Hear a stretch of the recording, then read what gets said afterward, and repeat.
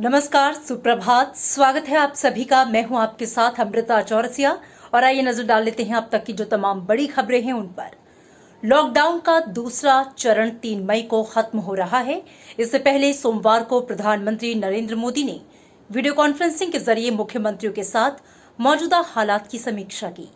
प्रधानमंत्री ने कहा कि कोरोना से निपटने के लिए पूरे देश ने एक टीम की तरह काम किया है। केंद्र और राज्यों की इन कोशिशों का असर साफ देखा जा सकता है।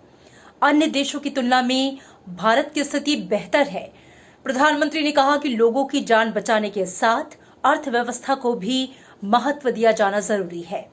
उन्होंने तकनीक का अधिक से अधिक इस्तेमाल और समय के साथ साथ सुरक्षात्मक उपायों को अपनाने पर जोर दिया।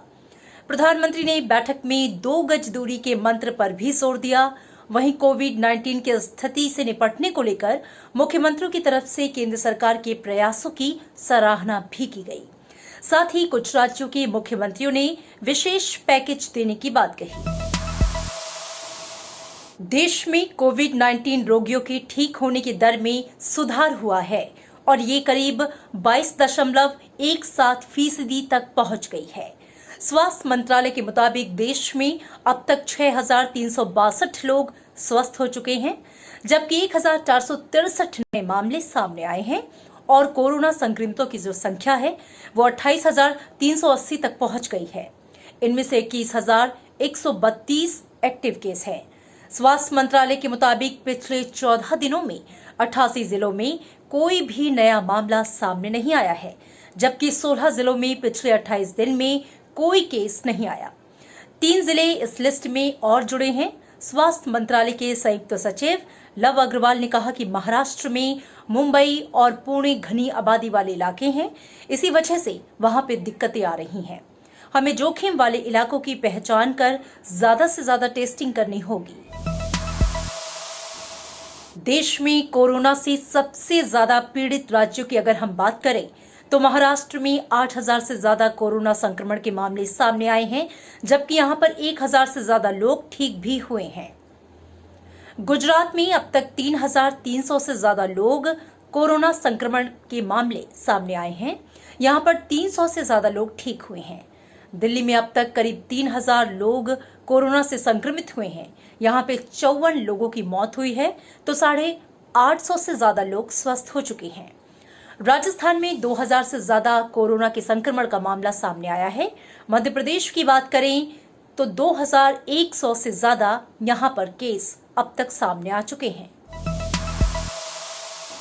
Indian council of medical research ने अपनी एडवाइजरी में राज्यों से रैपिड एंटीबॉडी टेस्ट किट का इस्तेमाल नहीं करने और इन किट्स को वापस भेजने की बात कही है। आईसीएमआर ने विभिन्न राज्यों को पत्र लिखा है कि झांगाओ 14 बायोटेक और झुहाई लिवोजोन डायग्नोस्टिक किट का इस्तेमाल बंद कर दें। फील्ड में टेस्ट के बाद इसकी जांच रिपोर्ट में काफी अंतर मिला है। वहीं भारत सरकार ने रैपिड एंटीबॉडी टेस्ट किट की खरीद को लेकर ये साफ किया है कि आईसीएमआर ने इन किट की आपूर्ति के संबंध में अभी तक कोई भुगतान नहीं किया है। एक तरफ देश में लॉकडाउन है तो दूसरी तरफ सरकार का प्रयास है कि मजदूरों और किसानों को कम से कम दिक्कतों का सामना करना पड़े। इसी का परिणाम है कि लॉकडाउन के दौरान 2 करोड़ से ज्यादा लोगों को रोजगार मिला है। गृह मंत्रालय के मुताबिक ग्रामीण क्षेत्र में ईंट भट्टे आदि शुरू होने से प्रवासी मजदूरों को रोजगार मिल रहा है। मनरेगा के तहत 2 करोड़ लोग काम कर रहे हैं। देश की 80% मंडियों में कामकाज शुरू हो चुका है। खाद्य प्रसंस्करण इकाइयों में भी काम शुरू हो गया है। हालांकि इस दौरान दिशा निर्देशों के पालन पर सख्ती बरती जा रही है। गृह मंत्रालय ने बताया कि आपदा प्रबंधन अधिनियम के तहत अंतर मंत्रालयी टीम ने संबंधित राज्यों में अपना काम शुरू कर दिया है।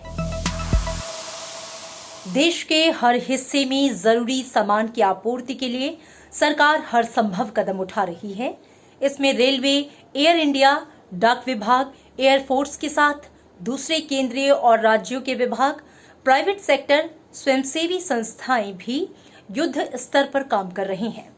सरकार की ओर से गठित एम्पावर्ड ग्रुप 5 के संयोजक ने बताया कि देश भर के 58 रूट्स पर 109 पार्सल ट्रेन चलाई गई हैं।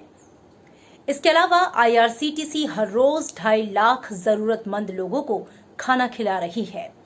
डाक विभाग ने अब तक 100 मीट्रिक टन दवाइयां पहुंचाने का काम किया है, तो वहीं दवाइयां और खाद्य सामग्री ले जाने का काम कर रहे ट्रकों ने भी रफ्तार पकड़ी है। लॉकडाउन के बीच देश में हवाई यात्रा बंद है, लेकिन आवश्यक चिकित्सा उपकरण और खाद्य सामानों की आपूर्ति के लिए लाइफलाइन सेवा उड़ान तेजी से उड़ान भर रही है। लाइफलाइन उड़ान सेवा ने अब तक 684 टन से ज्यादा आवश्यक चिकित्सा उपकरण और आवश्यक वस्तुएं देश के कोने कोने तक पहुंचाई हैं। लाइफलाइन उड़ान सेवा के तहत अब तक 3,50,000 से ज्यादा किलोमीटर की दूरी तय की गई।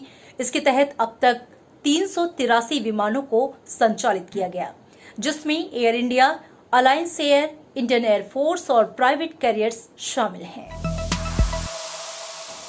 कोविड-19 से पैदा हुए आर्थिक चुनौतियों के माहौल के कारण म्यूचुअल फंड्स पर अचानक से रिडेम्पशन यानी कि बिकवाली का दबाव भी आया है।